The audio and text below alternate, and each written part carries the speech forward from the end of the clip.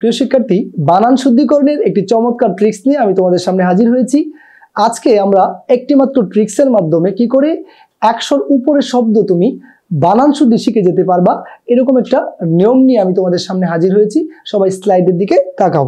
দেখতে পাচ্ছ লেখা আছে বানান শুদ্ধির নিয়ম। এক দূর হচ্ছে হ্রস্বকার দিয়ে লেখা, আরেক দূর হচ্ছে দীর্ঘকার দিয়ে লেখা। এবার তুমি কখন হ্রস্বকার এবং কখন দীর্ঘকার ব্যবহার করবা একটু ভালো করে খেয়াল করো। দূরত্ব বোঝায় না এরূপ শব্দে তুমি অলওয়েজ হ্রস্বকার ব্যবহার করবা, অর্থাৎ যে শব্দ দ্বারা তোমার দূরত্ব বোঝাবে না সেই জায়গায় তোমাকে অলওয়েজ হ্রস্বকার ব্যবহার করতে হবে। যেমন তুমি একটা ভালো করে খেয়াল করে দেখো, দুরবস্থা, দুরন্ত, দুরাকাঙ্ক্ষা, দুরারোগ্য, দুরহ, দুর্গা, দুর্গতি, এই যে শব্দগুলো আছে একটা শব্দ দ্বারাও কিন্তু দূরত্ব বোঝাচ্ছে না, অর্থাৎ এই শব্দগুলোতে অলওয়েজ তুমি হ্রস্বকার ব্যবহার করতে পারবা এবং অবশ্যই হ্রস্বকার ব্যবহার করবা। তার পরবর্তীতে তুমি দেখো, যখন তুমি দূরত্ব বুঝাবে তখন অবশ্যই দীর্ঘকার ব্যবহার করতে হবে। দেখো, দূর দূরত্ব বোঝাচ্ছে, দূরবর্তী, তারপর দূর দূরান্ত, দূরীকরণ, অদূর, দূরত্ব, দুর্বিক্ষণ ইত্যাদি।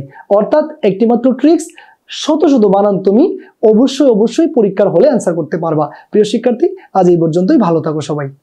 EduFixUp, collaborating for a better education.